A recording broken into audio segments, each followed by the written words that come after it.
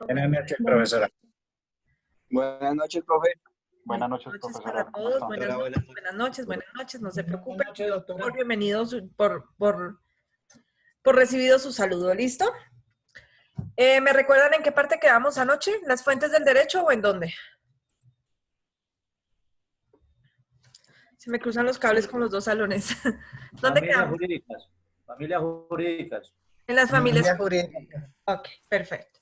Listo. Y Entonces, no solo las familias. Terminamos en familias mixtas. perfecto. Escrita, costumbre y... Listo, perfecto. Entonces vamos a retomar desde ahí. Les recuerdo, por favor, tener sus nombres bien colocados en Zoom para el momento de la verificación de la lista. Ya hay me olvidó, en plataforma subida una nueva presentación que vamos a ir utilizando, creo que durante varios días, una presentación de Prezi sobre la clasificación de los actos administrativos. De todas maneras, al terminar la clase se las voy a enviar a su WhatsApp, al grupo de WhatsApp, y voy a subir otras 2 sentencias también para que las vayan leyendo con calma. ¿Listo? Entonces, vamos a hablar de las familias jurídicas. Ayer veíamos entonces que las familias jurídicas en principio eran 3. Lo que pasa es que después se convirtieron en otra, que es la mixta, ¿no es cierto? Dijimos que había una familia de carácter romano-germánica que dio origen al ius positivismo y cuya fuente principal del derecho es la ley. Que hay otra familia que es la anglosajona que tiene como fuente principal del derecho la costumbre y que dio origen al ius naturalismo. Dijimos también que había otra fuente de derecho, perdón, otra familia jurídica que se llama la familia islámica, que tiene como fuente principal los textos inspirados por Dios o de carácter religioso, y que a raíz de todo eso es que desarrollan su ordenamiento jurídico. También decíamos que actualmente no hay ninguna familia pura, sino que estamos en unas familias de carácter mixto porque las positivistas de una u otra manera hemos aceptado la existencia de la costumbre como fuente principal del derecho, que a su vez las familias de carácter anglosajón que están bajo la doctrina filosófica del justnaturalismo han aceptado la ley escrita o positiva como una fuente de derecho y que a su vez todas tenemos de una u otra manera inferencia de las religiones en la forma en que redactamos o hacemos nuestro sistema jurídico. Es en virtud de ello que hoy vamos a empezar analizando cuáles son las fuentes del derecho administrativo. Entonces voy a compartirles pantalla y antes de empezar a hablar, ustedes me dicen si me escuchan bien, no vaya y sea que nos pase lo de ayer, que comencé a hablar y empezó a escucharse robotizado. Denme un segundo que aquí me está generando un problema de compatibilidad. Ay, Dios mío. Acá está. Acá. Acá. Cuando acabo las clases tan parejitas una con la otra, entonces no me deja abrir muy rápido los archivos. Listo. ¿Están viendo las diapositivas, doctores? ¿Sí? Sí, señora. Sí, señora. ¿Me están escuchando bien? Antes de que empiece a echar todo el... Sí, señora. Listo. Sí, señora. Perfecto, está bien. Listo. Allá. Fuentes del derecho. En general, no del derecho administrativo, las fuentes del derecho son directas e indirectas, o principales y accesorias, o primarias y secundarias, o como se quieran llamar.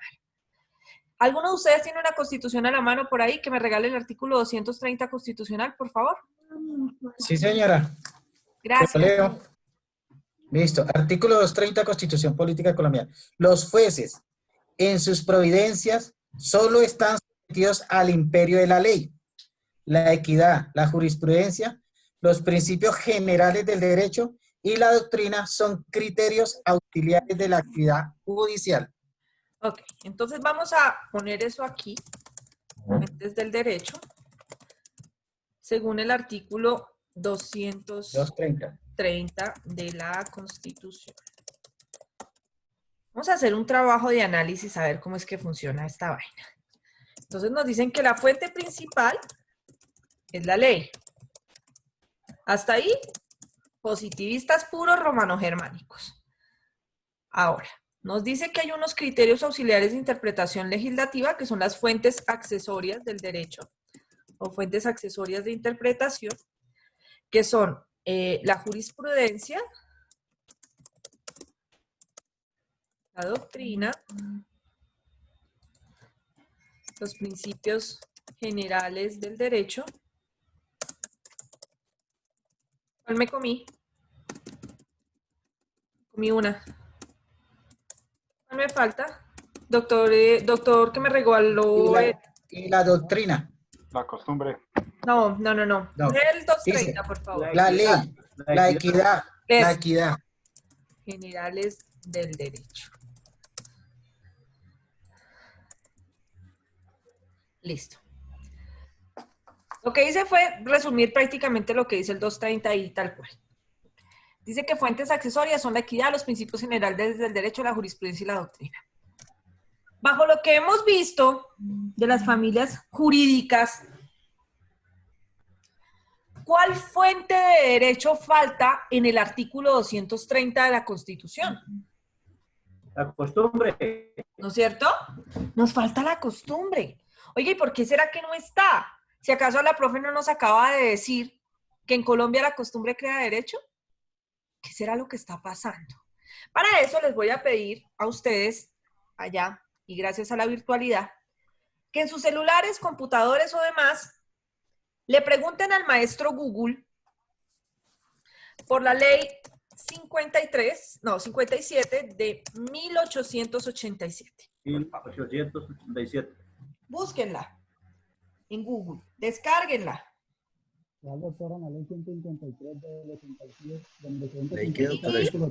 Descárguenla, por favor, y regálenme la lectura del artículo 8º.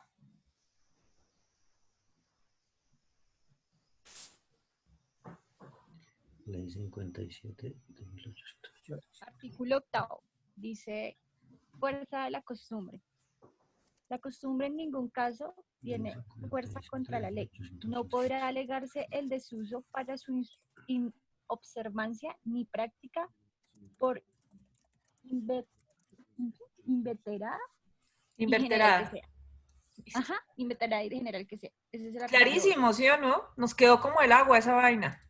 Yo no sé por qué a veces al legislador le va por hablar con palabras tan rimbombantes como si la ley fuera para quién sabe quién. Vamos a traducir eso. La ley 57 de 1887 es el Código Civil colombiano. Claro, pues cuando uno lo ve así como ley 57, uno dice, esa vaina tan vieja. Cuando ustedes vieron interpretación y argumentación jurídica, que fue una de sus clases de segundo semestre, que pensaron que era una clase de relleno, pues no lo es una clase súper importante, porque esa ley esa clase nos enseña que la única forma de interpretar la ley no es la gramatical, sino que a veces la ley dice más de lo que dice, o menos de lo que dice, y a veces dice lo que quiere decir y a veces no dice lo que quiere decir. ¿Recuerdan cuáles son esas otras formas de interpretación legislativa? ¿Sí o no? O materia vista, materia olvidada.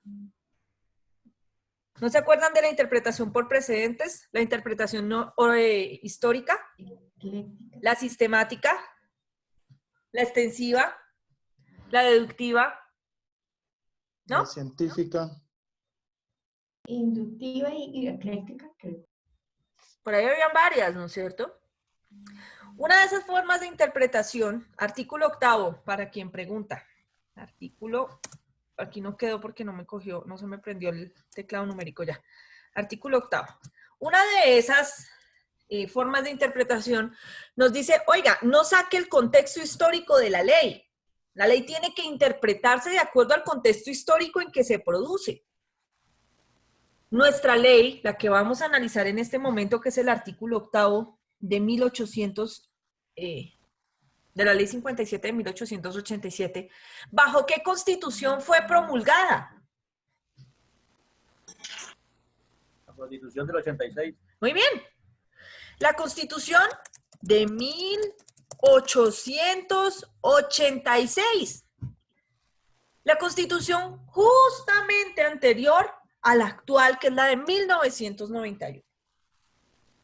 Bueno, profe, pero si el artículo 8º de la Ley 57 de 1887 nos dice que hay costumbre en Colombia, pues es obvio que esa ley es inconstitucional, porque es que el artículo 230 de la Constitución actual, que es la de 1991, no dice nada de esa vaina. Entonces, eso quiere decir que en Colombia la costumbre no es fuente de derecho. Señor, ¿me escuchas? ¿Qué pasó? ¿Qué pasó? ¿Me escuchan? Sí, doctora. Doctora, perfectamente. Escuchamos, mi doctora. Señora, de pronto fue que se le saltó el audio. Listo. Se asustó. Sí. La Constitución de 1886 decía, bueno, bajo esa Constitución se creó el Código Civil, la Ley 57 de 1887, que en su artículo 8º nos habla de la fuerza de la costumbre. Pero si el 230 constitucional actual de 1991 no habla de la costumbre, quiere decir que en Colombia no hay costumbre. No. Lo que está diciendo el artículo 8º constitucional, de la Ley 57 de 1887, es que la costumbre que vaya contra la ley no genera derecho. Eso es lo que nos está traduciendo ahí. Dice, por muy aceptada que sea, por muy universal, por muy practicada, si va contra el derecho, no genera. Si va contra la ley, no genera derecho. ¿Listo? Eso es lo que nos está diciendo. Luego, si la ley dice que la costumbre que vaya contra la ley no genera derecho, entonces la costumbre que va a favor de la ley genera derecho. ¿Sí me entienden la pregunta? Sí. Y si la costumbre no atenta contra la ley, genera derecho. Analicen el artículo 8º y respóndame esa pregunta, por favor. Analicen el artículo 8º de la Ley 57 de 1887, a ver si sí o si no. ¿Será que sí? ¿Será que no? ¿Será que de pronto? Doctora, Dice que Dime. no genera, doctora. en la introducción de derecho se discutió mucho el tema de la costumbre como ley. Y él dijo... ¿Como ley que o como cuando- agente de derecho? Exacto, como agente de derecho. Que si se cumplía con una ley, digamos, con unas prebendas, digámoslo así, que fuera universal, que fuera aplicada universalmente a un grupo social determinado, con unas características uniformes. Él nos dijo que ahí sí podía ser utilizado como un... ¿Quién les dijo eso? Luque. Un profesor. Un Luque, profesor. ¿Pero qué profesor? Luque. Creo que fue Profesor Luque. Luque. Uno de Luque, barbilla, Luque. Ah, crespita. es que yo entendí que ya me iba asustando. No. No se explicó sobre, o sea, que el opinio juris y el opinio juris era reunir ciertos requisitos para que la costumbre fuera válida. De lo que les habló el profesor, al que no tengo el gusto de conocer, es que doctrinariamente se reconoce que hay 3 clases de costumbre, pero solo una va a generar derecho. Hay una costumbre que se llama la costumbre contra ley.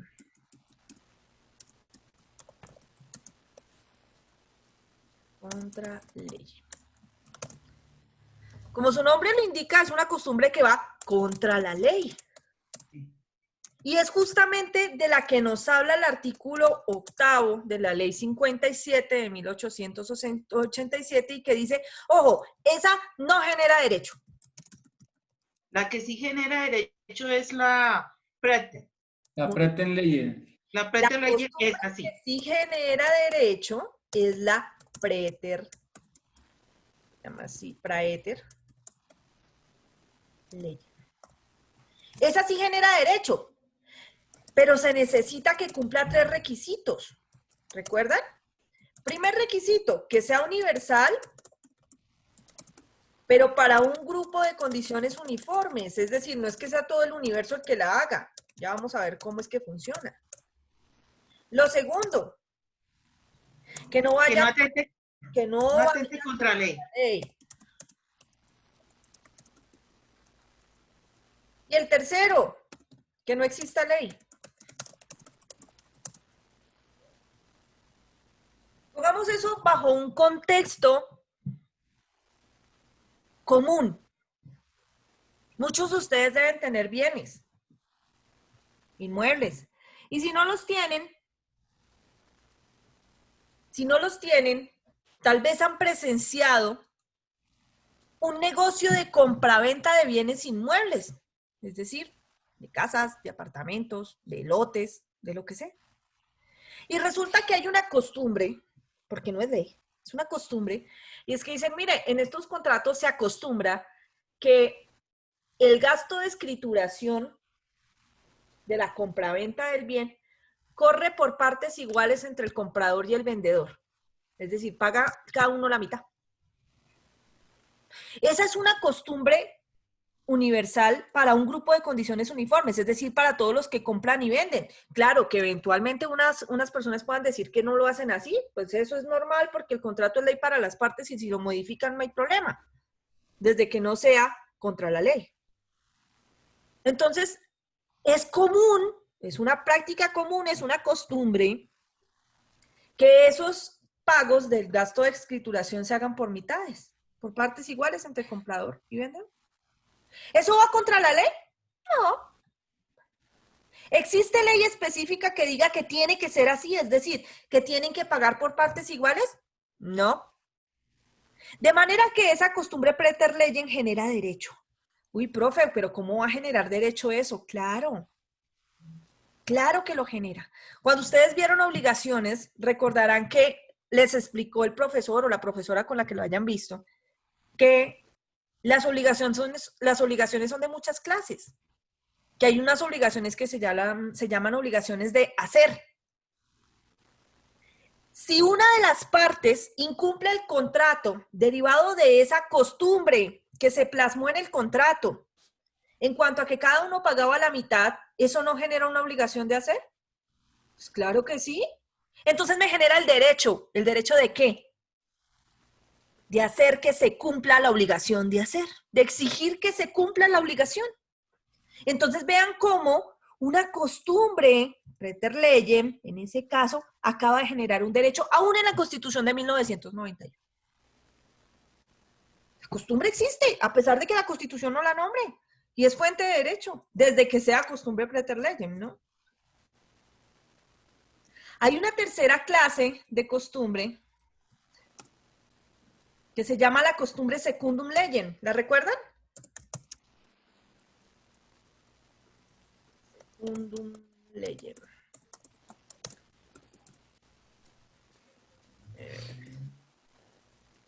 Costumbre secundum legem.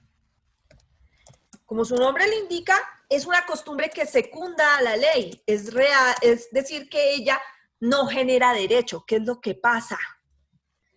Pues que es una costumbre que fue positivizada, es decir, que se elevó a ley. Y si se elevó a ley, usted ya no está peleando para que se cumpla la costumbre, sino para que se cumpla la ley. ¿Me hice entender? ¿O lo vemos con un ejemplo?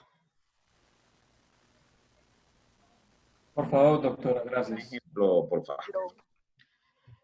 Ustedes hace una semana o dos escucharon por medios de comunicación un escándalo terrible por allá derivado de un hermano de Emiliano Zuleta o de Poncho Zuleta, yo no sé si era Poncho o era Emiliano, no sé cuál era, porque dio unas declaraciones hablando con un palabrero guajiro en un medio radial, pidiéndole que le vendiera 2 muchachitas vírgenes, que se las consiguiera, que él las quería para enseñarlas en la cama, ¿no? Para enseñarles qué hacer, que las quería que no fueran zarabiadas, sino que para que aprendieran. Y el palabrero le decía que sí se las podía conseguir y que no sé qué, que sí, de lo más normal. Esa es una práctica, es una costumbre común en la región. Vamos a ver si esa costumbre genera derecho o no. Ojo, no estoy analizando si es delito lo que el tipo hizo o no. Dejemos al derecho penal afuera. A mí me encanta, lo amo y lo ejerzo todos los días, pero no vamos a hablar de derecho penal. Que de por sí ya abrieron investigación en contra del tal Zuleta por eso, diciendo que es trata de personas. ¿Y cómo se le ocurre que a estas alturas del partido va a andar comprando y vendiendo mujeres? Lo que quiero que analicemos es la discusión del caso frente a la fuente de derecho. ¿Podría alguien argumentar que la costumbre de comprar, vender mujeres o intercambiarlas eventualmente en esa región genera derecho? Es decir, ¿se cumplen los requisitos de la ley para que genere derecho? ¿Se cumplen los requisitos para que esa costumbre sea elevada a preter legem? Les pregunto. No, No, doctora. Porque va contra la obvio no. Porque va contra la Porque ley. va contra la ley. Son costumbres diferentes a las... Va contra la ley, doctora. Listo. Atenta contra la ley. O sea que nadie podría decir, es que esa es la costumbre de la región. Normal. Otro caso. Dicen, a mí no me consta, yo no he presenciado actos de ese estilo, yo soy más rola que un berraco. Más rola que un chocolate con pan y queso. Pero dicen que cuando los hombres cumplen cierta edad, en la costa de Colombia,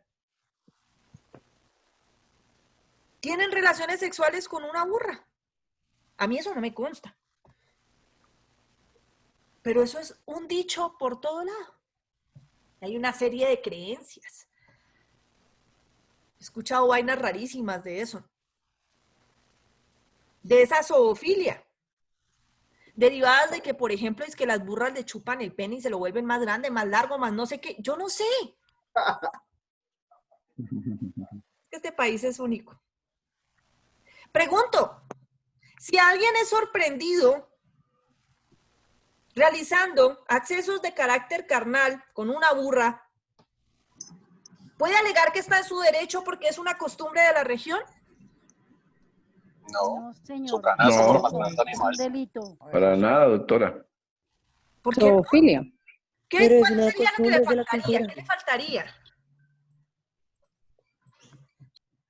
¿Qué? María Que Clara. haya una norma que lo Es una regule práctica universal, doctor. y dé el carácter vinculante para poder ejercer ese acto o tipo de condiciones en esa región. ¿Una norma que se lo permita? Entonces no estaríamos hablando de costumbre. Acuérdate que él está amparado en la costumbre. O sea, él dice, es que es la costumbre, no está pidiendo la ley. Dice, es que es normal aquí, esa es la costumbre de la región. Lo mismo que estaban alegando con las niñas de La Guajira. Doctora, no es una costumbre uniforme. Entonces La no es ley. costumbre. ¿No sería No, costumbre? no lo hacen No, porque todos. no es universal. No, porque no es universal. Y aparte va contra la ley. Doctora, Ok. la jurisprudencia al respecto en cuanto a las comunidades indígenas en Colombia, en muchas sentencias, la Corte ha reconocido la independencia y la autonomía de los miembros que conforman las comunidades indígenas, además de aceptarlos como verdaderos sujetos de derechos fundamentales. Dado que en el marco de nuestra nueva Constitución de 1991 se les garantizó el principio de diversidad étnica y cultural y se les otorga un estatus especial. Por No, eso es mujer. que ellos se amparan ahí. Ellos se amparan Doctora. ahí. Ojo, Acuérdense que eso no lo dijeron desde el primero, que eso es Para para... los indígenas. doctores, Eso es eso es distinto. válido para comunidades indígenas dentro del campo de su jurisdicción. Exacto. Pero no Doctora, estoy pero hablando yo de quisiera... comunidades indígenas. Estamos hablando de la Estoy hablando cosa. del palabrero que habló con Zuleta, que es un indígena. Estoy hablando de Zuleta. Yo no Doctora, estoy yo quiero intervenir. Yo quiero intervenir ahí, doctora, porque yo conozco el tema. Un momentico, por favor. Esa no es la manera de hablar en la clase. Gracias. Yo no estoy hablando del palabrero que es un indígena. Yo no estoy hablando de él. No estoy hablando que alguien de un grupo étnico específico o indígena considere válido la práctica de la zoofilia con una burra. Yo no estoy hablando de eso. No estoy hablando de costumbres étnicas, ancestrales, culturales de un grupo raizal o étnico o palenquero o afro. No, yo no estoy hablando de ellos. Estoy hablando del caso en concreto de el señor Zuleta, que yo no estoy diciendo si cometió un delito o no. No estoy hablando de eso. Estoy hablando de costumbres. Y estoy hablando del caso de lo que supuestamente ocurre en la costa colombiana. Nada. Ahora sí, ¿quién va a intervenir? Doctora, yo quiero intervenir. Yo conozco el tema. Doctor Ponce, dígame. Sí. Mire, el problema es como en todas las partes del país y del mundo. El interior del país, Bogotá, Cundinamarca, Boyacá, tiene sus costumbres según la socialización de las comunidades que tengan. Nosotros, como Guajiro, tenemos unas condiciones.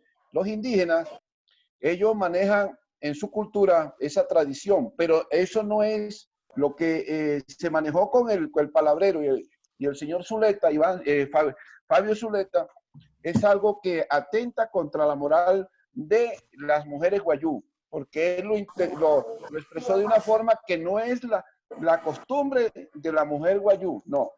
Ellos no venden las niñas en esa forma. Ellos lo que hacen es un dote, solicitan un dote para provisionar al matrimonio para su futuro desarrollo y que se expanda la familia. Entonces ellos con ese dote garantizan la continuidad y el desarrollo de esa familia, de esa pareja. Allá no le llaman a eso compra de chinita. Lo que pasa es que la gente en algunas partes o allá en la zona acostumbran a manejar unos términos que no son adecuados para las costumbres indígenas y las leyes indígenas. Doctor, discúlpeme, doctor Ponce, yo le hablo desde mi ignorancia. ¿Su merced es de allá? Sí, señora. Doctor, usted me puede decir, por ejemplo, bueno, más allá de cómo lo digan las personas, entonces cuando se producen estas dotes dentro de las costumbres de allá, ¿es permitido que las dotes se hagan con hombres que no son de la etnia? Sí, señora. Sí, ¿Y señora. estos hombres se casan con esas niñas? Sí, se casan con ella en esa forma. ¿Pero se casan cómo? El matrimonio de ellos es diferente al matrimonio civil colombiano. Ah, ok, pero sí realizan una ceremonia dentro de la etnia Sí. para el matrimonio. Sí se realiza una ceremonia, correcto. Listo. Por ejemplo, eso no lo sabíamos. O al menos yo no lo sabía. Yo había escuchado algo de que incluso muchas de las señoras de las esposas de estos señores, no de las de la etnia, sino digamos que de las blancos, les dicen, vaya y tráigase una chinita. No. Tráigase una chinita y no sé qué. Y como que acuerdan esa clase de cosas y hasta que hay hijos y demás ahí, como especie de no, ¿cómo se llama esto? De uniones... Concubinatos. No, concubinato no es, son uniones, son como poliamor, por decirlo así. Como parejas no, sino uniones en poliamor. Entonces el señor tiene pues a la señorita guayú y también tiene a la señora e incluso viven en la misma casa y no sé qué, dice, y tienen hijos. No sé si será verdad o no. Doctor Ponce, ¿es así? Sí, es verdad, sí, es verdad. Ellos actúan de una forma, por ejemplo, vamos a breve y le voy a hacer una reseña, una pequeña reseña histórica. El proceso del matrimonio de la paisana con el paisano y con los arijuna es de esta forma. Se hace una ceremonia como la ceremonia que hacen y los acercamientos que hacen las personas tradicionales, occidentales. Por ejemplo, se enamora la persona, hacen el arreglo. llegan y piden la mano. Allá hay que pedir la mano, hay que acercarse y poner en conocimiento de que le interesa la señorita. Al ponerle en conocimiento a la familia materna de la niña, se entra a consulta con los mayores, con los padres de parte madre, los abuelos, los tíos y toda esta gente, y se ponen de acuerdo. Si están de acuerdo, hacen el convenio y hacen la celebración. Y es una reunión para llegar a celebrar el acuerdo, y ese acuerdo genera unos compromisos, y en esos compromisos se genera el dote. Ok, muchas gracias, doctor. A partir de ese momento que se genera el dote y se acuerda en el contrato del dote, de cuánto es el dote, automáticamente se legaliza en las costumbres indígenas el matrimonio. Y es aceptado por la familia automáticamente y le asignan un territorio para que él se desarrolle con su señora y su familia, que es aledaño a la familia tradicional. Esa es la conformación de ellos. ¿Así Ellos no sí sea tienen, un hombre de la etnia? ojalá no sea un hombre de la etnia. Y se la puede llevar, se la puede traer para cualquier parte del mundo, se la puede llevar porque en ese particular ellos consideran que para ellos es una propiedad. Su señora es una cosa, es algo que es su propiedad, porque él la obtuvo bajo unos acuerdos y una posición de un recurso para que esa persona pasara a lo que es la tutela de ese señor. Y ese señor puede tener en condiciones normales varios matrimonios de ese estilo, y lo puede tener en la misma casa o en el mismo hogar o en la misma zona. Ok. Muchísimas gracias, doctor, por la ilustración. Listo. Entonces, Profe, ¿me permite hablar? Sí, dame un segundo. Vuelvo y digo, no se trata aquí de analizar si hay conducta penal o no, que además yo estoy convencida de que no la hay. Pero más allá de eso, es que quiero es que analicemos dentro de la posibilidad de las costumbres, si esa costumbre genera o no un derecho. ¿Listo? Entonces, vamos primero con el doctor Robinson Mena y vamos concediendo el uso de la palabra. ¿Listo? Robinson, te escuchamos. Doctora, buenas noches. Es una pregunta. Al referirnos a la costumbre como fuente de derecho, doctora, ¿es válido la ley 153 del 86? Perdóname, ¿es válida la ley qué? 153 de 1867, en el artículo 13 que también es la costumbre. ¿Deberíamos referirnos a ella? Ya vamos para allá, precisamente, que es esta de acá, que son las 3 formas de costumbre. ¿Listo? Gracias. Listo. Doctora Sandra. Gracias, doctora. No, sí, es muy similar al doctor Mena que encontré en el Código Civil respecto a la costumbre como fuente de derecho, indica que fue aceptado por la Corte Constitucional el artículo 13 de la Ley 153-887, donde indica que la costumbre, siendo general conforme a la moral cristiana, constituye derecho a falta de legislación positiva. Sí, señora. Eso de la moral cristiana es bastante particular. No sé si ustedes leyeron esa sentencia de la Corte Constitucional. Y es que se demandó precisamente porque consideraban que dentro del Estado social y constitucional de derecho creado por la Constitución de 1991, al hablar de la moral cristiana contravía la libertad de cultos en Colombia. Porque ¿cómo así que la moral cristiana se refiere a una religión? Entonces, ¿qué pasa? En la ley 153 de 1887, cuando se demanda, la Corte Constitucional la declara exequible bajo el entendido que eso de que no vaya contra la moral cristiana no se refiere a una religión específica, sino se refiere a lo que es moralmente aceptado como bueno y malo.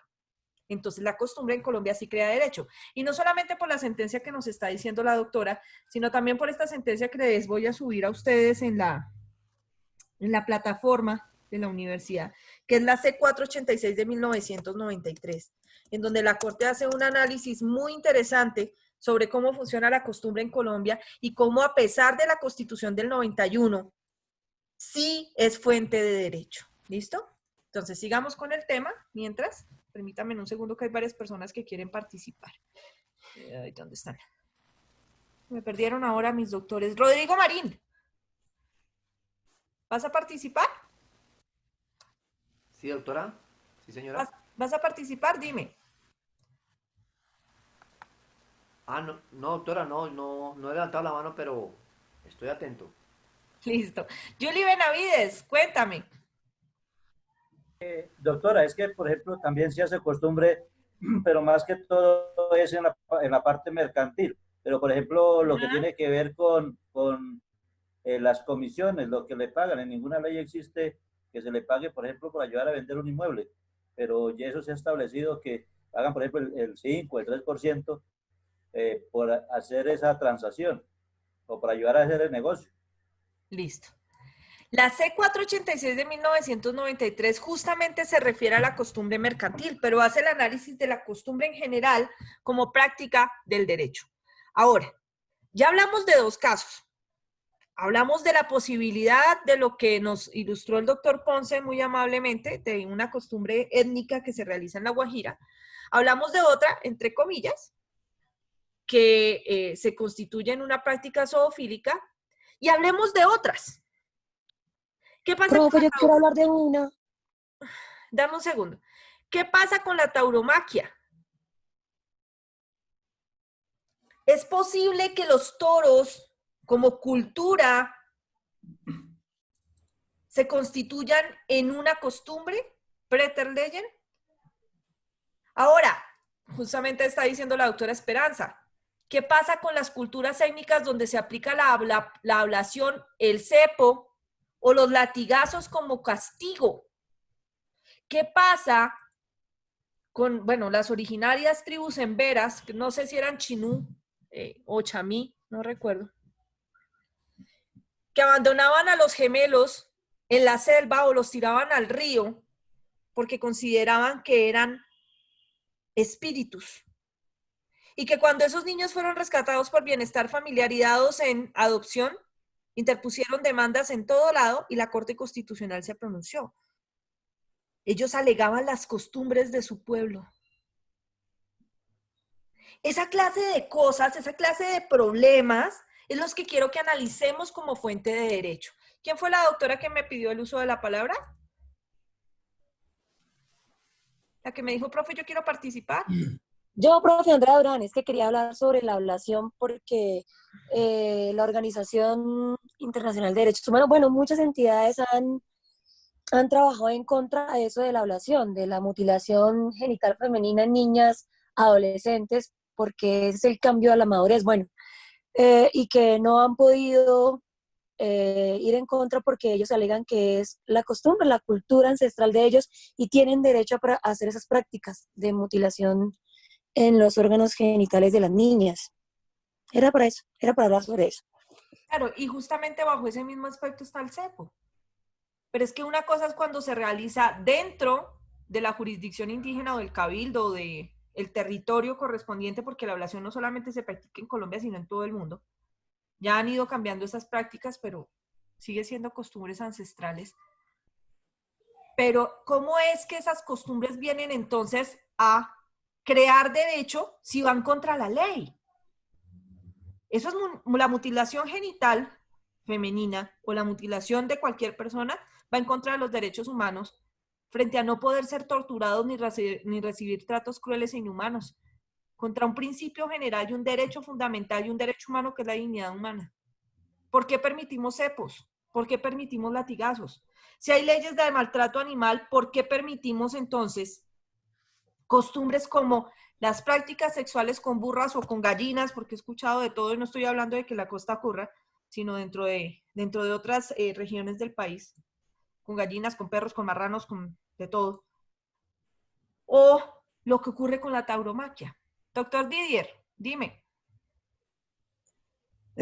Compañeros y profe, buenas noches. Mi nombre es Didier López Jamioy, soy indígena inga de Puerto Limón, Putumayo.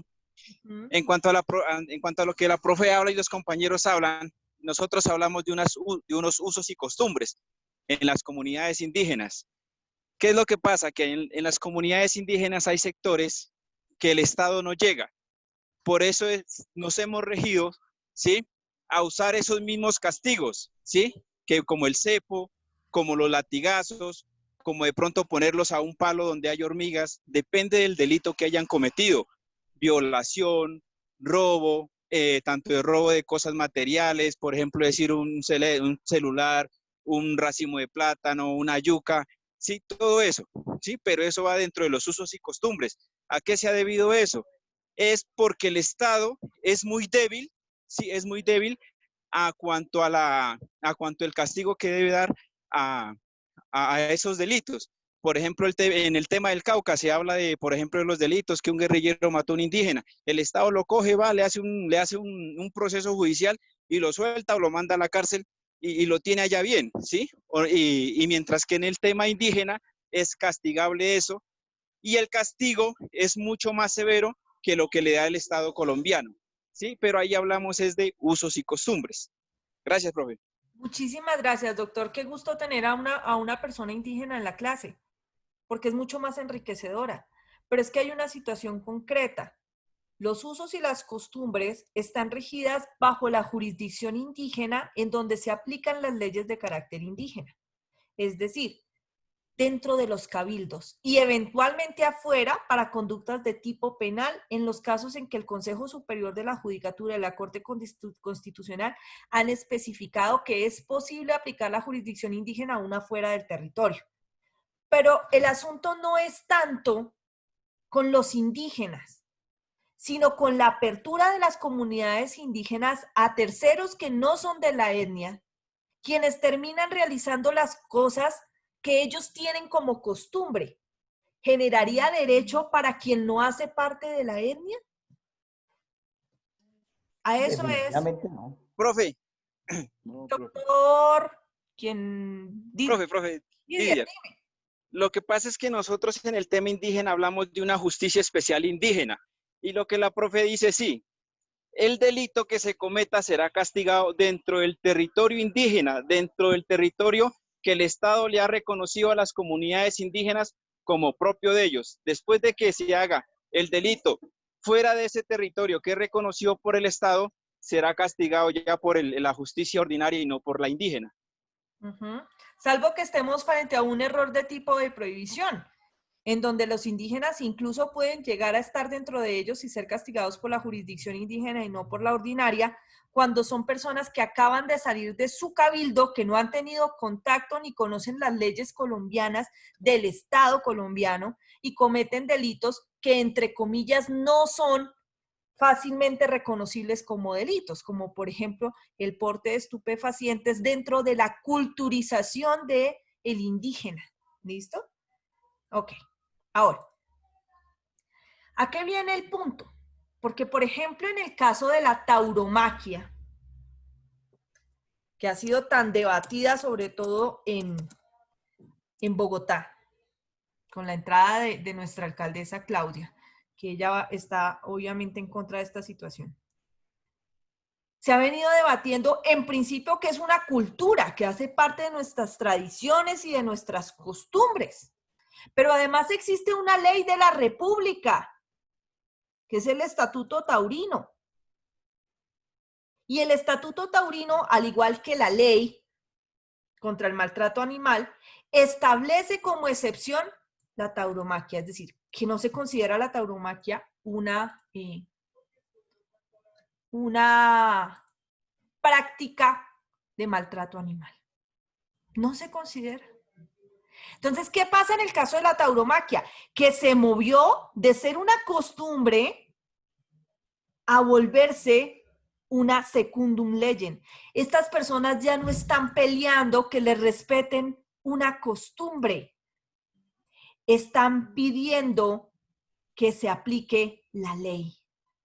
Eso es lo que ocurre cuando las costumbres se positivizan, es decir, cuando se elevan a leyes.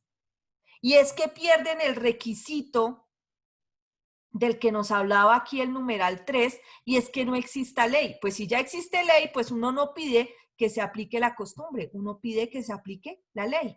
Y entonces, como la ley está por encima de la costumbre, por jerarquía, pues la ley es fuente de derecho y no la costumbre. ¿Me están entendiendo, doctores queridos? ¿Sí o no? Sí, señora. Yo entiendo. Ahora, las fuentes del derecho, bajo estos criterios generales, implicarían que en Colombia es aceptada la costumbre. Vamos a ver ahora qué pasa en el derecho administrativo. ¿Será que en el derecho administrativo también se aplica la costumbre como fuente de derecho? Vamos a ver. Acá nos dicen fuentes del derecho administrativo, unas directas que son las escritas, las constituciones, las leyes, los reglamentos, y unas indirectas que son los tratados, jurisprudencias y doctrina. Y dice, ojo, las no escritas, la costumbre y los principios generales del derecho. Realmente, eso es falso. La costumbre no es fuente de derecho administrativo. Porque el derecho administrativo por excelencia es de carácter positivista. De manera que si existiera alguna costumbre, por ejemplo, de limitación territorial, de que acostumbramos a que este municipio hace parte de este departamento y no de este, y así ha sido desde siempre, el derecho administrativo puede disponer el ordenamiento territorial del país. Y si cambia el ordenamiento territorial del país y dice que este municipio ya no hace parte de ese departamento, sino del otro, adiós a la costumbre. La costumbre no es fuente de derecho dentro del derecho administrativo. No lo es. Lo que sí es fuente es la ley entendida como la pirámide de Kelsen que analizábamos ayer. Con los decretos, las resoluciones, las ordenanzas, los acuerdos, las circulares, la constitución y la ley. ¿Listo? Ahora, dentro de esas fuentes del derecho administrativo, que es la ley, existe también una jerarquización. La ley incluye todas las leyes de carácter positivo, es decir, todas las escritas, pero dentro de ellas hay una jerarquización. Primero está la Constitución y después los tratados, pero ustedes saben que los tratados suben y bajan, ¿no? Dependiendo del control de convencionalidad del artículo 93 de la Constitución. La ley, los contratos administrativos, los actos administrativos generales y particulares. Y aquí está la definición del acto administrativo. Pero entonces volvamos.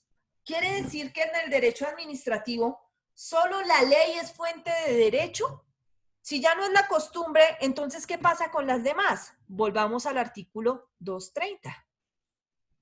¿Dónde está? Por acá. Y entonces el 230 dice, ojo, mire, son fuentes del derecho, la ley, ok, ya está. La equidad, listo, que además es un principio general del derecho, pero esta parte, ok. La jurisprudencia.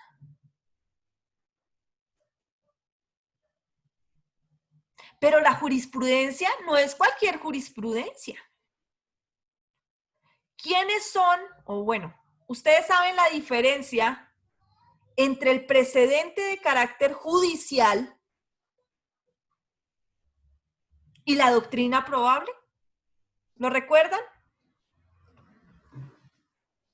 ¿Lo vieron? Doctores. No lo vimos. ¿Sí lo vieron o no lo vieron? Pero muy rápido. Muy rápido, ¿no es cierto? Listo. Profe, pues lo que yo entiendo es que la jurisprudencia se toma para tomar una decisión por parte del juez de haber existido otras situaciones muy similares para que pueda él tomar una decisión final o un fallo. Más o menos. Ya vamos para allá. Borremos acá toda esta vaina. Papá. Cierren audios, por favor. Aquí. Ya. Listo. Vamos a ver cuál es la diferencia fundamental entre precedente judicial, jurisprudencia y se me olvidó la otra que les dije. Doctrina probable.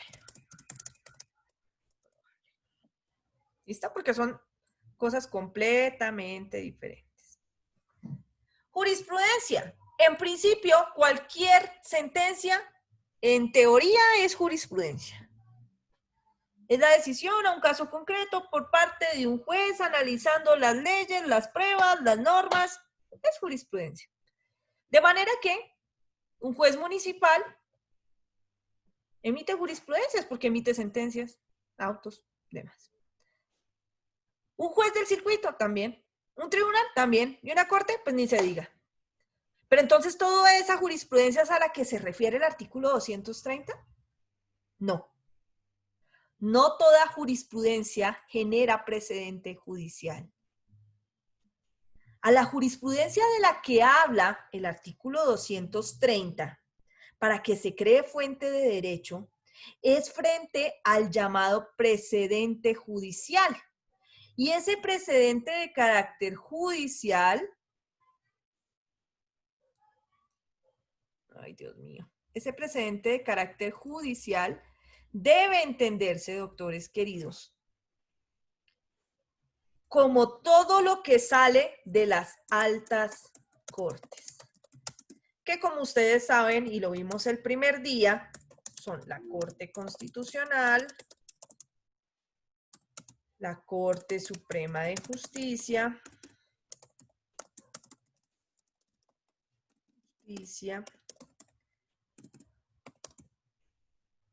el Consejo de Estado, y cuenta la leyenda que también lo hace el Consejo Superior de la Judicatura.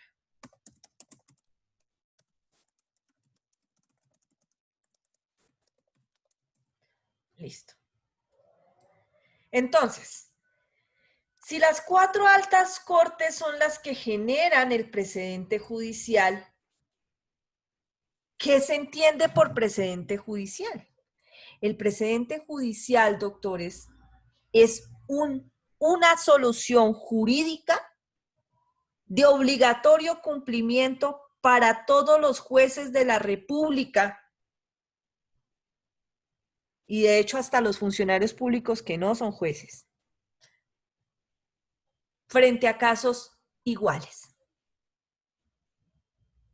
Entonces, si la Corte resolvió un caso, cualquier Corte, de una manera, y después a un juez se le presenta un caso igualito, pues tiene que resolverlo de la misma manera que lo resolvió la Corte. ¿Por qué? Porque existe el precedente judicial.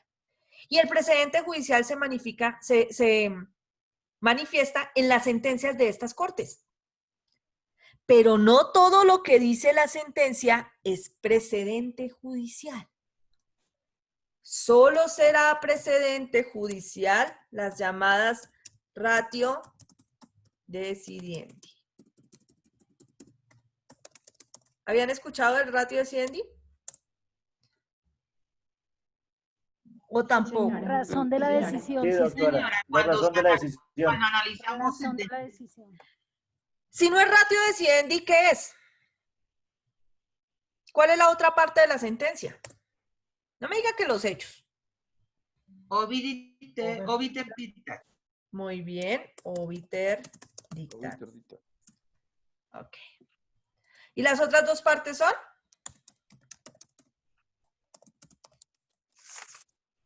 El problema jurídico y el decisum, ¿no es cierto? Así son todas las sentencias de todo el país. Todas las sentencias de todos los jueces del país están fundamentadas en esos 4 puntos básicos. ¿Cómo no confundir una ratio decidendi con un obiter dicta? Porque recuerden, y esto es importantísimo que jamás lo olviden porque no es para derecho administrativo, es para todo. Para penal, civil, laboral, familia, agrario, administrativo, constitucional, para todo. Y es que cuando ustedes citen una sentencia para decirle al juez que la Corte lo obliga, es decir, que existe precedente judicial, tenga en cuenta que la sentencia que usted está citando tomó esa decisión en sede de ratio decidendi, porque si la tomó en sede de obiter dicta, no es precedente. Así venga de una alta corte. Vamos a analizar esto en un caso más coloquial, más cercano a nosotros, para que no nos enredemos. Les voy a colocar un ejemplo. ¿Listo? Supongamos que usted llega hoy a su casa, suponiendo que no estuviéramos en cuarentena, usted está en clase conmigo allá en la universitaria. Llega a su casa por allá a 10:30, 11 o más tarde, dependiendo de lo lejos que viva. Y usted llega y encuentra unas maletas afuera de su casa. son de su pareja. No es que lo estén echando o la estén echando, sino que su pareja le dice, lo estaba esperando o la estaba esperando porque me voy de la casa. Se acabó el hogar, la relación, la familia, lo que sea. El noviazgo, el arrejunte, se acabó. ¿Qué haría usted en ese caso? ¿Qué sería lo primero que usted haría si le salen con eso? ¿Qué preguntaría? Que si tiene otro. ¿Por qué? ¿Cuál es el problema? Pasó. Exacto, ¿qué fue lo que pasó? No lo que ¿Qué pasó. hice yo? ¿Qué hice yo? ¿Qué pasó? ¿De qué soy culpable? ¿Por qué usted qué le dio? Me cogieron el celular. Asimismo, todos los jueces de la República, incluyendo las Cortes, se plantean problemas jurídicos para resolver qué fue lo que pasó.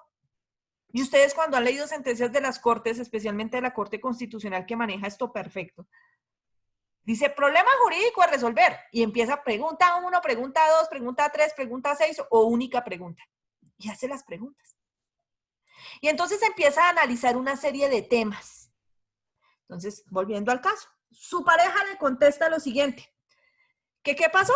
Le voy a decir qué pasó. Que estoy cansada de que usted no me consienta o cansado de que no me consienta. De que usted trabaje todo el día y luego se vaya para esa universidad y no me ponga cuidado. De que usted cambió conmigo, ya no es detallista. Es que siento que como que no puedo respirar. Y la verdad es que tengo a otra persona. ¿Listo? Eso es lo que le dice. ¿Cuál cree usted que es la ratio decidendi? O la razón principal por la que lo deja. Que tiene otra persona y que está cansada. Porque se enamoró de otro. Se acabó. Esa es la razón de la decisión. Todo lo demás que le dijo son las obiterdictas, que son puntos muy importantes para su decisión, pero que ninguna de esas otras cosas que venían pasando la obligaron o lo obligaron a dejarla o a dejarlo. Lo que hizo que tomara la decisión de acabar la relación fue que tiene otra persona. Por eso es que los obiterdictas se llaman dichos de paso o razones adicionales de la decisión. Pero jamás son la columna vertebral de la decisión. Entonces recuerden ustedes, la ratio decidendi, doctores, es la que sienta el precedente. Aquí la vamos a poner bonita porque es que son... La ratio decidendi es la que genera el precedente judicial.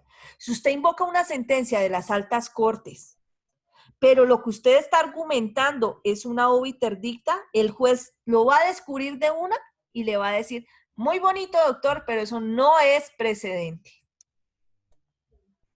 ¿Listo? Entonces, ojo cuando ustedes hagan argumentación por precedente jurisprudencial, porque el precedente solo se puede hacer en sede de ratio decidendi y solo se puede hacer respecto de las altas cortes. Inicialmente la Corte Constitucional, en un acto de soberbia supremo y basado en Kelsen, decía, hombre, el artículo 4 constitucional dice que la Constitución es norma de normas. Es decir, que la Constitución está por encima de todas las demás normas. Como yo soy la guardiana de la Constitución, yo estoy encima de todas las demás. Entonces, la única que sienta precedente soy yo. Eso dijo la Corte Constitucional. Y hasta un punto tenía razón, o tiene razón. En el sentido en que, ¿qué? Ustedes recordarán que cuando nosotros vimos la Corte Constitucional, vimos que ellos dictan sentencias tipo C, ¿no es cierto? Y las sentencias tipo C se dictan una vez en la vida frente a un tema específico. Es decir, que con una sola sentencia, la Corte Constitucional no solamente sienta precedente judicial y crea cosa juzgada constitucional, sino que adicionalmente suprime del ordenamiento legal todo lo que diga que es inexequible. Por eso era que la Corte decía que solo ella la sentaba. Y en su momento dijo, para las demás cortes, la Suprema, el Consejo de Estado y el Consejo Superior de la Judicatura, se requerirá que exista lo que se denomina doctrina probable. En el entendido que la doctrina probable se constituye en 3 sentencias con la misma ratio decidendi. ¿Listo? Eso lo había dicho la Corte Constitucional. Hasta que un día la Corte dejó la soberbia y dijo, no, miren, hay un derecho y es que las cortes en teoría son iguales, de manera que todas tienen derecho a sentar precedente. Y ahora el precedente jurisprudencial a partir de la sentencia C-261 de 2015 se aplica igual para todas las cortes. Es decir, que desde que haya ratio decidendi de una corte, se sienta el precedente judicial por todas ellas. Ya no se necesita la doctrina probable, sino que con una sola, desde que sea ratio decidendi y esté reciente, listo, se sienta el precedente jurisprudencial. Y entonces, ¿para qué necesitamos la doctrina probable con las 3 sentencias con la misma ratio? Para los llamados otros jueces colegiados, que son ¿quiénes? Los tribunales. Estos tribunales también sientan jurisprudencia, también sientan jurisprudencia y también sientan precedente. Un precedente más chiquito que el de las cortes porque están por debajo de ellas. Pero ellos sí necesitan tener las 3. Ellos necesitan tener esta. Es la 621, no la 261. Sí, tienes razón, perdóname. Me equivoqué aquí en la digitación. Es la 621, sí. Epa. No me deja escribir. Espérate, ya la borramos y la volvemos a escribir bien. Acá. C621 del año 2015. Igual tranquilos que ahorita se la subo a plataforma para los que la quieran leer, igual que la sentencia del año 93 frente a la aplicación de la costumbre en Colombia como fuente de derecho. Para los que la quieran leer, no es que van a decir, es que la profe nos puso a leer 2 sentencias. Igual no les haría daño, ¿no? Pero pues no es de obligatorio, no es precedente de la clase. ¿Listo? ¿Entendieron cómo funciona ahora la jurisprudencia como fuente de derecho? Sí, doctora. Sí, doctora, gracias. Ahora, volvamos acá. Profe, entonces, ¿cuáles son las fuentes del derecho administrativo? En principio, la ley, entendida bajo esta pirámide jerárquica, ¿no? Ley, constitución, tratados, contratos, actos, todo eso. En segundo lugar, la jurisprudencia, pero no toda la jurisprudencia, sino el precedente de carácter obligatorio expedido por el Consejo de Estado, porque es el órgano de cierre de la jurisdicción contenciosa administrativa, y por la Corte Constitucional en lo que se refiere a normas de carácter administrativo. Solo esas 2 cortes generan jurisprudencia como fuente de derecho obligatoria para el derecho administrativo. ¿Listo?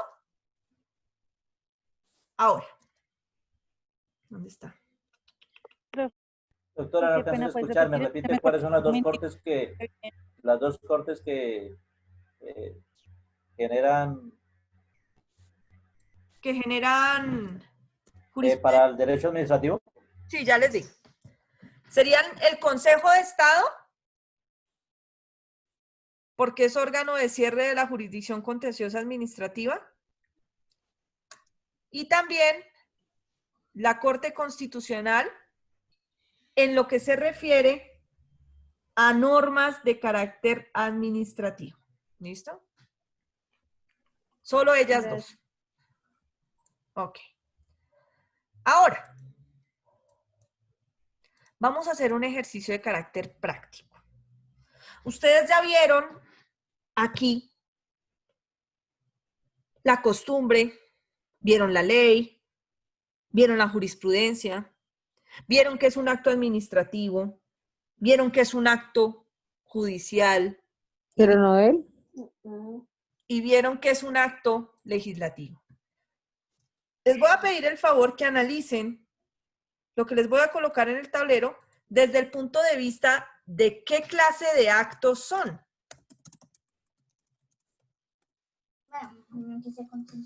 Van a volver loca con sus audios.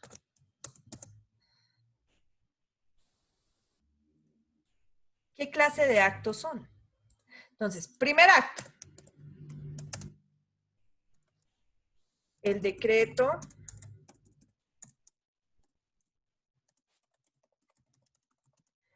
de pico y placa en Bogotá. Usted me dirá, ¿qué clase de acto es ese? Si usted cree que es un acto administrativo, si cree que es un acto legislativo, si cree que es un acto judicial, si cree que es una ley. ¿Listo? Ahora, ¿cuál más van a analizar? La sentencia condenatoria de Rafael Uribe Noguera, que fue el que secuestró, violó y mató a la niña Juliana Zamboni. ¿Qué clase de acto es ese? Tercero, la expedición de una ley. Cuarto, la respuesta a un derecho de petición. 5.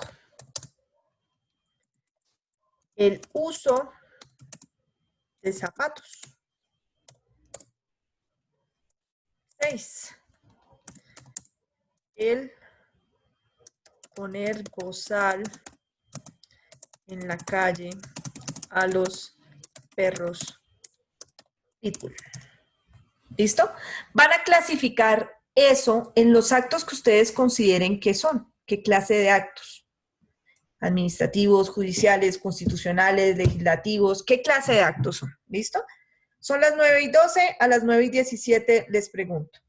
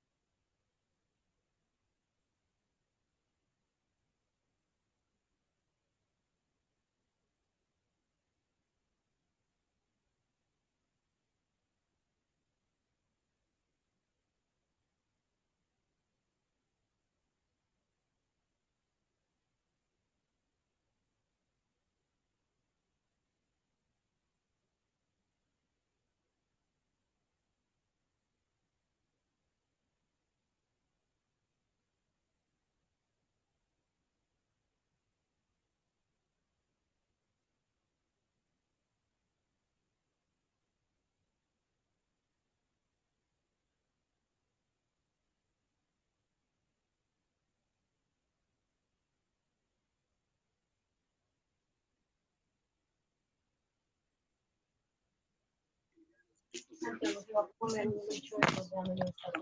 Dios mío, pero ¿por qué? Yo usted lo está y se lo meto hasta por la nariz. ¿Pero qué pasó?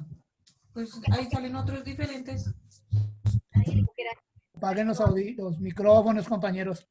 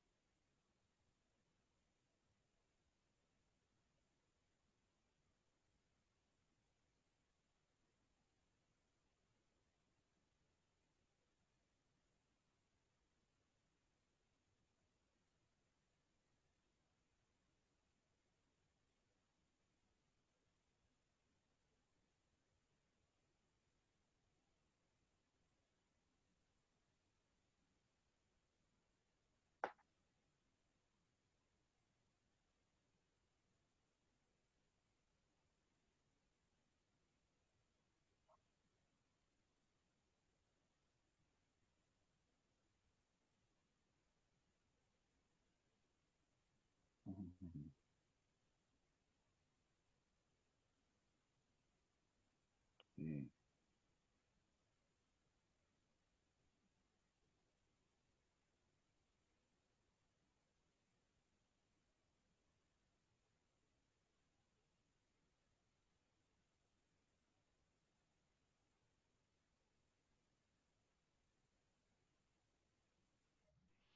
Doctores, tranquilos que no estaba hablando. Estaba esperando que ustedes resolvieran.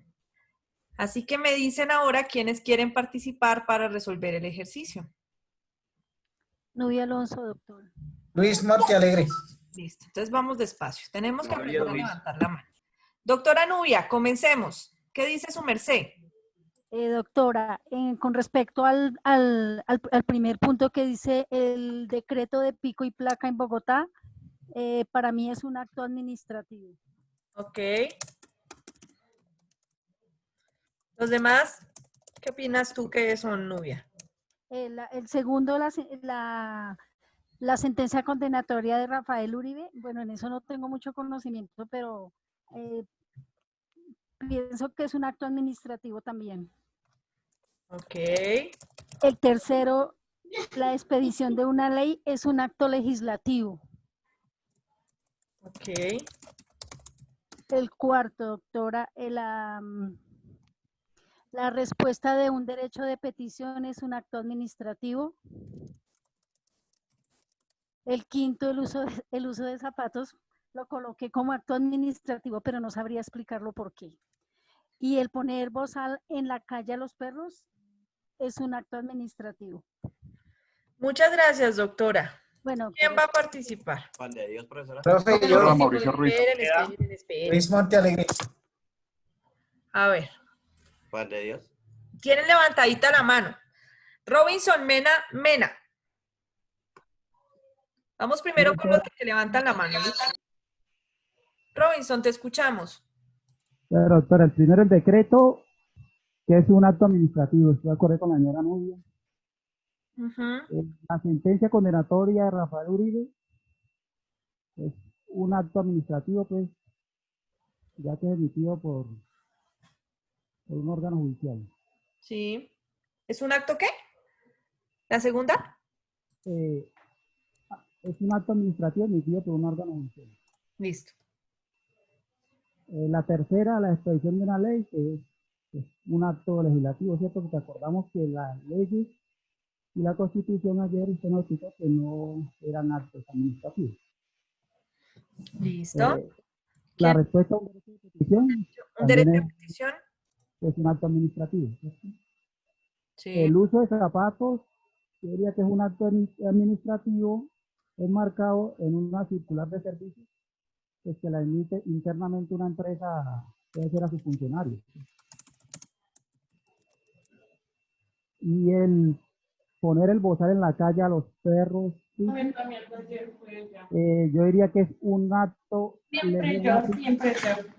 Dios Porque mío. eso está enmarcado en una ley. No le escuché la parte final, doctor, porque qué cosa para estar activando los benditos micrófonos. Qué pena, doctor.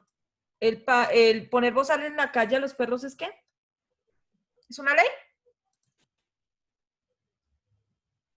Doctor.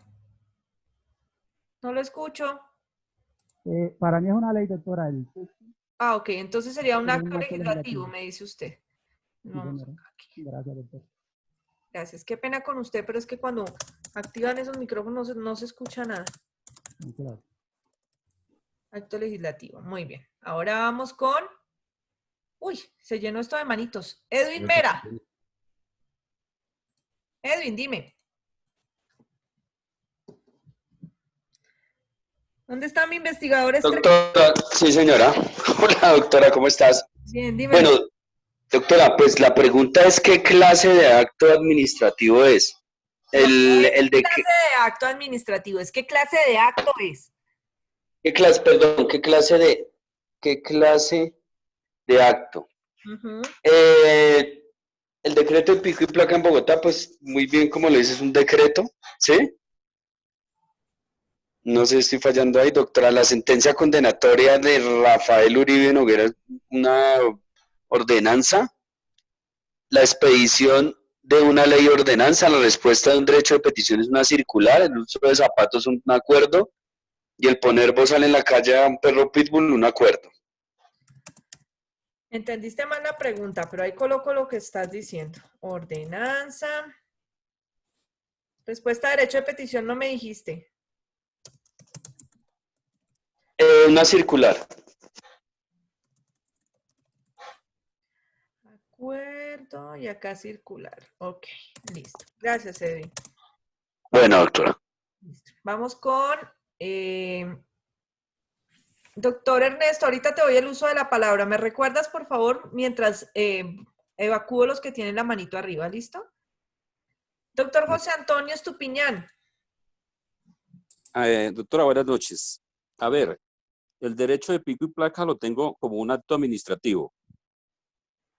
¿Aló, me escuchan? Sí, te escuchamos. Ah, bueno.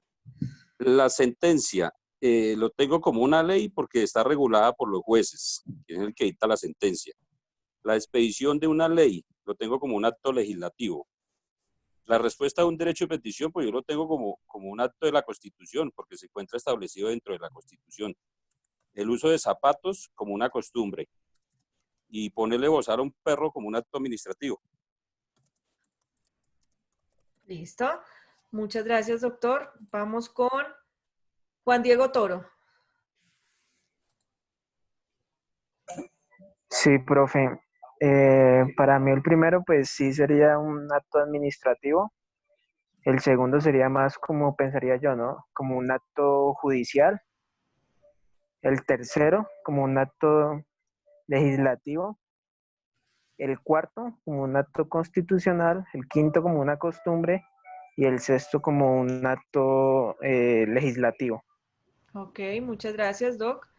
Vamos por acá con Sandra Forero.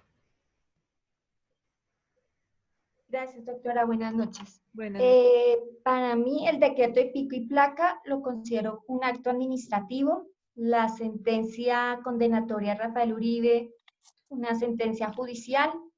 La expedición de una ley, un acto legislativo. Con respecto al derecho de petición, pues creo yo que no constituiría un acto administrativo al ser una orientación, una opinión que brinda una administración a un peticionario, salvo que sea un acto, aunque puede ser un acto administrativo si es un concepto dictado por, en ejercicio de una actividad autorreguladora por parte de la autoridad pública. El uso de los zapatos lo veo más como algo de costumbre o como orientación, no sé, una circular. Y poner el borsal lo veo como un acto legislativo, doctora. Gracias, doctora, muy amable. Vamos con Arboleda Sánchez John William. Sí, profesora. Señor, te escucho. El primero lo tengo como un acto administrativo. La sentencia como un acto judicial. La expedición de una ley, legislativo. La respuesta a un derecho de petición lo tengo como un acto administrativo. El uso de zapatos también me inclino, como no especifico si es a nivel general, pues yo digo que el uso de zapatos normalmente es una costumbre de todos. Y el poner bozal en la calle lo tengo como un acto administrativo. Listo. Vamos con el doctor Jorge Antonio Serna.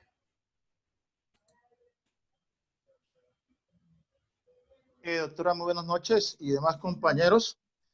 Gracias por la oportunidad. Pues yo tengo el decreto como un acto administrativo, la sentencia como un acto judicial, la expedición de la ley como un acto legislativo, la respuesta a un derecho de petición como un acto administrativo, el uso de zapatos como una costumbre y el poner bozal en la calle a los perros pitbull como un acto administrativo.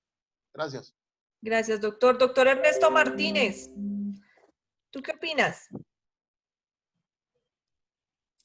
Doctora, yo el primero, pico y placa, lo tengo como un acto administrativo.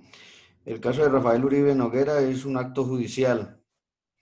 La ley para mí es un acto legislativo. El cuarto, el derecho de petición, es un acto administrativo. El quinto es la costumbre y el bozal es un acto legislativo, doctora. Muchas gracias, doctor, muy amable. Doctor Mauricio Ruiz. Doctora, buenas noches. Tengo pico y placa como un acto administrativo, la sentencia de Rafael como acto judicial, la expedición de la ley como un acto legislativo, lo de los zapatos como la costumbre, el bozal como un acto legislativo porque está sobre una ley y la del derecho de petición como acto administrativo. Gracias. Vamos con, a ver, veamos el chat. La doctora Julie Benavides. Perdón, el doctor Julie Benavides, ¿no es cierto? Es un señor. Doctora, buenas noches. Sí, señor. El decreto de pico y placa en Bogotá es un acto administrativo. La sentencia condenatoria de Rafael Uribe Noguera es una decisión judicial. La expedición de una ley es un acto legislativo. La respuesta a un derecho de petición es un acto administrativo. El uso de zapatos es una costumbre. El poner bozal en la calle a los perros pitbull es un acto administrativo para mí. Muchas gracias, doctor. Doctora Geraldine Garcés. Buenas noches, profe. Buenas noches. Compañeros. Para mí, en el primer punto, el decreto de pico y placa es un acto administrativo. La sentencia de Rafael Uribe es un acto judicial. La expedición de una ley es un acto legislativo. La respuesta de un derecho de petición es un acto administrativo. Y las dos últimas no las tengo claras, profe. Ok. María Estela Mariño. Buenas noches, doctora. Buenas noches. Bueno, a ver, el de pico y placa es un decreto que sacó la alcaldía, ese es un acto administrativo porque está modificando el ordenamiento jurídico. En cuanto a lo de la sentencia condenatoria contra Rafael Uribe, es un fallo, una sentencia judicial. El derecho de petición es un acto administrativo porque tiene que ver con las funciones administrativas. El zapato es un accesorio que eso es como una costumbre que tienen que usar, que usan los zapatos. Y en cuanto a lo del perro pitbull, eso es una norma que entró de vigencia en el Código de Policía. Eso también es un acto administrativo porque tiene que ver con el ordenamiento jurídico. Listo, muchas gracias. Doctor Juan de Dios Benito. Ya vamos de nuevo con los que Doctora. tienen la manito levantada. Voy cogiendo de lado y El lado. primero, para mí es un acto administrativo, que es el decreto. Ujú. La sentencia condenatoria, un acto judicial. El tercero, la expedición de la ley, un acto legislativo. El cuarto, la respuesta a un derecho de petición, es un acto administrativo. El quinto, pues no aplica como acto. Pues es una costumbre, pero no aplica como acto. Y poner el bozal, pues es un acto administrativo. Muchas gracias. Judicial. Doctor Ponce. Doctora, buenas noches. Buenas noches. Gracias por la intervención, doctora. Pues el primero, que es el decreto pico y placa, es un acto administrativo que tiene ámbito local. La sentencia del Cambonit es un acto o decisión judicial. La expedición de una ley es un acto legislativo y tiene cobertura nacional. La respuesta de un derecho de petición es un acto administrativo. El uso de zapatos son las costumbres que tiene el ser humano de calzarse. Y el ponerle bozal a un perro pitbull es un acto administrativo. Es lo que yo Gracias, percibo dentro de doctor. la- Muy amable. Doctor Diego Barragán. Buenas noches, doctora. Buenas noches. Para mí el primero es un acto administrativo, el segundo es un acto judicial, el tercero es un acto legislativo, en el cuarto es un acto administrativo, en el quinto es una costumbre y en el sexto es un acto administrativo, un acto sanitario. Ok. Gracias. ¿Quién será micrófono? Que Yo, por, profe. que por cierto no ha arreglado su nombre y le voy a colocar falla porque no sé quién es. Corazón, arregla tu nombre.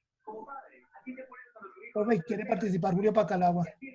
Pero no sé quién será micrófono. Micrófono. Micrófono, vas a tener falla. Ni te puedo dejar hablar porque no sé quién eres, ni tú lo sabes. Y levantaste la mano y en segundo lugar, como no sé tu nombre, pues no voy a poder colocarte la asistencia clásica. Hola, buenas noches. Qué pena que tenía problemas con el audio. Rafael López. Rafael, tienes que colocar tu nombre porque apareces como micrófono. Qué pena, pero es que me comuniqué hoy desde el celular y no sabía el nombre. Qué pena. Espérate, te renombro, ¿vale? Doctora. ¿Cómo me dices que te llamas? ¿Rafael qué? Rafael López. Rafael López. Ya coloqué tu nombre bien. Rafael, te escucho. Doctora, para mí el decreto de la sentencia condenatoria es una resolución judicial definitiva. La expedición de una ley, un acto administrativo. La cuarta, la respuesta de un derecho de petición. El derecho de petición, si es de consulta, no se constituye acto administrativo. Se puede constituir acto administrativo cuando es de un concepto, por parte de una autoridad pública. La quinta, una costumbre, y la sexta, el poner bozal, una ordenanza. Listo, muchas gracias, doctor. Luz Dari Hidalgo Vélez. Profe, buenas noches. Buenas noches. Para mí el decreto de pico y placa es un acto administrativo. La sentencia condenatoria de Rafael Uribe Noguera es una sentencia judicial, o sea, un acto judicial. La tercera, la expedición de una ley, es un acto legislativo. La respuesta de un derecho de petición es un acto administrativo. El uso de zapatos lo tengo como costumbre. Y el poner bozal en la calle a los perros pitbull, pues digo que es un acto legislativo, ya que está en el código de policía, pues tiene que ver con la parte legislativa, ¿no? Muchas gracias, doctora. Pablo Lozano. Doctora, buenas noches. Buenas noches, doctor. El primero es un acto administrativo.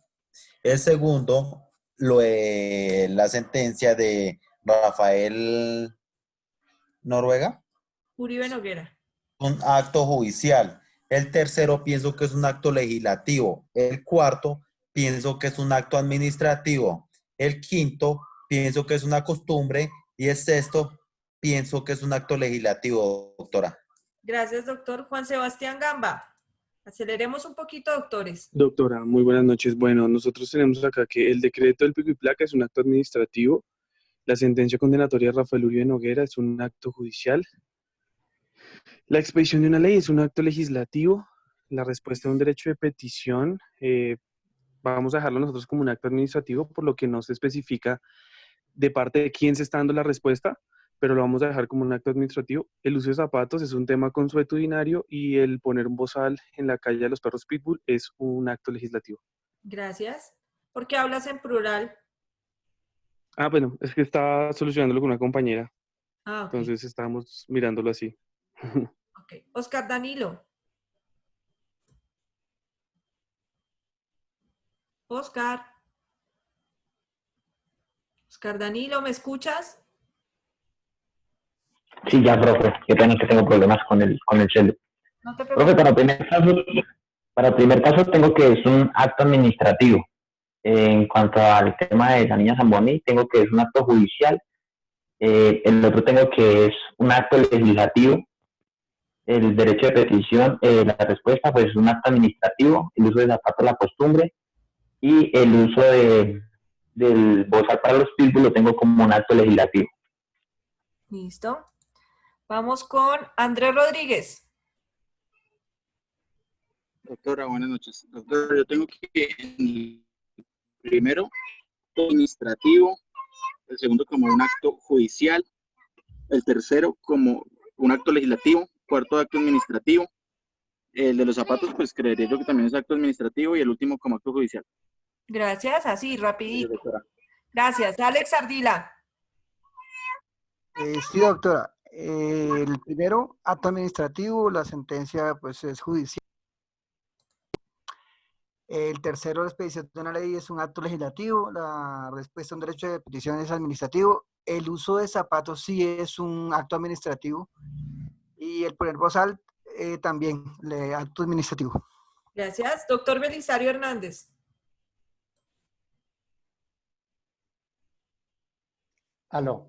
Sí, Doctora, para el primer caso es un acto administrativo local prácticamente.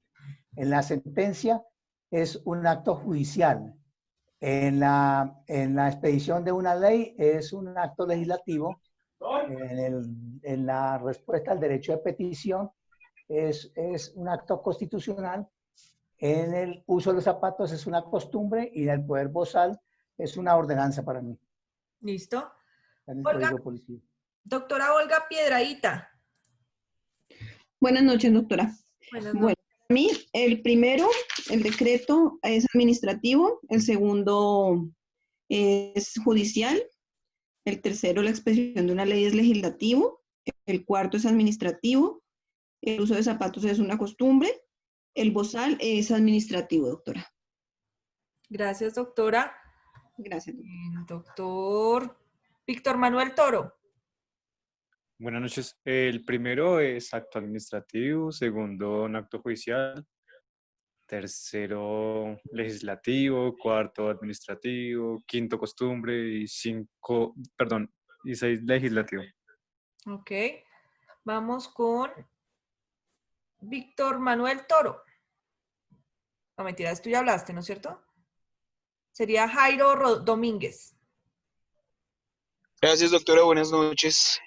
Para mí el primero sería un acto administrativo, el segundo sería un acto judicial, El tercero sería un acto legislativo.